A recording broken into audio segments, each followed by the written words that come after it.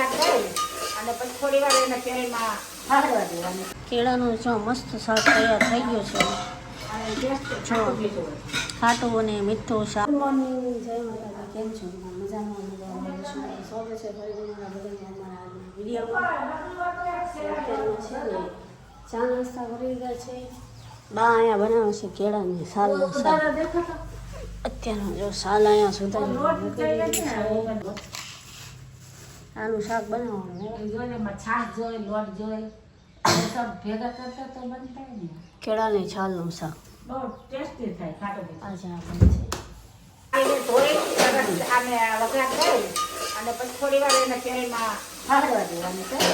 એની પછી લોટ નાખો, પછી લોટને થોડો પકાવવાનો છે, પછી છાશ નાખો, એની પછી મીઠું ને હળદર ને એવું બધું, પછી થોડી વાર પાછું પકાવવાનું. એકદમ ટેસ્ટી કેળાની શાકનું શાક. તમને એમ થાય બીજી વાર ખાવું.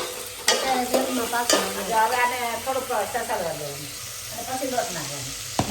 तुम सीख लो बेटा, कभी कभी बना देता.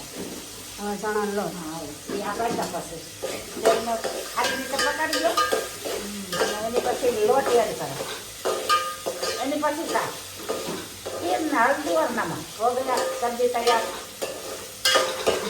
खाओ એટલે એમ જ થાય છે. વાહ क्या सब्जी बनी बढ़िया है. તો હવે આ શાકને થોડી વાર ઉકળવા દેવાનું છે. આમાં નાખવાનું છે હું ચણાનો લોટ અને છાશ, પછી વઘારની બધી આઈટમ તો હોય જ છે. પછી આ ઉકળવા દેવાનું. હવે થોડું ઉકળી જાય શાક તૈયાર. છાશને લોટ નાખી દીધો. હા એ બધું નાખી દીધું. હવે પકાવવાનું છે આપણે. હવે બાકી જાય કેળાની છાલનું શાક. ઓ ભાઈ મસ્ત. ખાવામાં બહુ સરસ લાગે, તમને મજા જ આવે. અચ્છા, ખાટું હોય ને એટલે આવી લાગે. વાહ બાબા, કાઠિયાવાડી મારી વાત તો કાઠિયાવાડી તો પટાટ ફૂલ બાકા થઈ ગયો. કાકા જીકી ગયો મારા કાઠિયાવાડમાં. ત્યાં ભગવાનને હવે બોલા સીધા જો શાક બની જાય ને પછી તમને દેખાડું એ તો બતાવું. કેળાનું જો મસ્ત શાક તૈયાર થઈ ગયું છે. અને ટેસ્ટ ખાટું મીઠું હોય. ખાટું અને મીઠું શાક તૈયાર. અને હવે બા લોટ બાંધે છે. હવે રોટલી બનાવવાની. હવે રોટલી. હજી તો ઓલું શાક નથી કરવાનું આપણે. હા, હજી ભીંડાનું શાક બનાવવાનું. હજી અત્યારમાં વહેલા કેમ ગરમી થાય ને બપોરે પછી બહુ ગરમી થાય એટલે વેલા પતી જાય. પાણીનું કામ તો બધું પૂરું થઈ ગયું. કપડાં એ તો બધું થઈ છે. કામ તો હવે. પછી કીધો ફ્રેશ અમે તો વેલા ને બસ.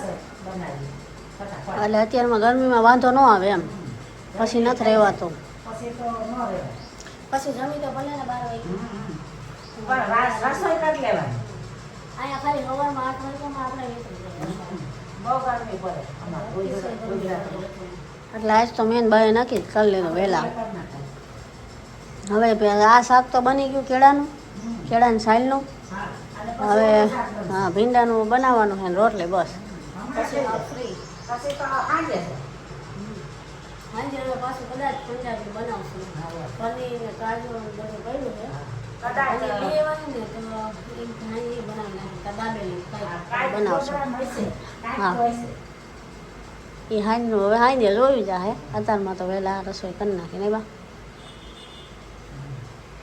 વાગી ગયા 7:30 એટલે અત્યારે આ બનાવવાનું છે કાજુ પનીરનું શાક. અહીંયા જો ડુંગળી સુધારી નાખી, આની અંદર લસણ એડ કરી દીધું, આદુ, ડુંગળી, આદુ, લસણ ને ટમેટાની મસ્ત ગ્રેવી કરવાની છે. અને આ ઓલા હું મિક્સર ચાલુ કરે ને એટલે કાંઈ પણ ફોલ્ટ થાય તો અહીંયા લાઇટના કારીગર બેઠા હોય બરાબર, એટલે એમની અહીંયા બાજુમાં જ હતા. ખાના હું ઉઠા લાગ્યું અંદર પડ્યું હોય છે ભાઈ. હવે મિક્સર તો મેં મૂકી દીધો, હજી કે ખાનું કેમ મૂકી. કાજુ પનીર કી સબ્જી સ્પેશિયલ આપણે ગ્રેવી માટે જ આ વાટકા લાવ્યા.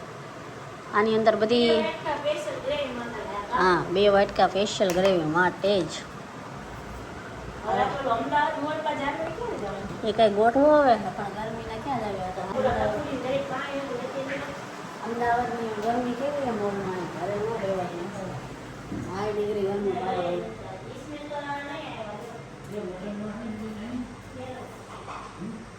કાજુ પનીરનું શાક અને રોટલી ઘરે બનાવવાનું. અને હવે મિક્સર આવી ગયો, હવે ઉપાધિ જ નહીં. ગ્રેવી બધી ઘરે અને મિક્સરનું કામ તો પાછું બધું આમને જ આપણે આપ્યું એકચ્યુઅલીમાં સમજ્યા. સંસાર મિક્સર પાછો અવાજ બહુ કરે છે મગજનો તાર થઈ જાય એવું ચાલુ થાય ને બોલે ને પિક્ચરનો અવાજ નથી ગમતો. બહુ ખતરનાક ગાજે નહીં જો હું મિક્સરનો અવાજ સંભળાવું ખાલી સાંભળજો બહુ ગાજે જો ગ્રેવી ખાતા ખાતા તો કાન ઓલા થાય કેવું ગાયું રાજકોટથી પિક્ચર મંગાવ્યું છે પણ અવાજ બહુ આવે છે કા? હા એ તો કહું હું એમાં હજી ઓલું ક્રશ કરવાનું તો ચાલુ જ નથી કર્યું એ તો સીધો ઝાટકો આવે એમાં તો મને માથામાં કંઈક થઈ જાય. દેખો ગ્રેવી તૈયાર હે આ કામ સારું પણ નહીં ફટોફટ અવાજ સાંભળી લઈશું આ રાજકોટથી મંગાવ્યું પણ અવાજ ડેન્જર એ इसका હાલો પંજાબી સબ્જી તૈયાર છે ભાઈ બાને આજ છે ને કાજુ પનીરનું શાક બાને બહુ ખાયું તેથી બનાવ્યું ને એટલે કાબા ગ્રેવી તો બધી પાકી ગઈ. હા ભાઈ હજી તો શાકનો મસાલો તૈયાર થયો હવે મસ્તીમાં તેલ રાખી દઉં અહીંયા પનીર ટુકડા કરી નાખ્યા કાજુ શાક હવે તૈયાર જ છે 5 મિનિટમાં બની જશે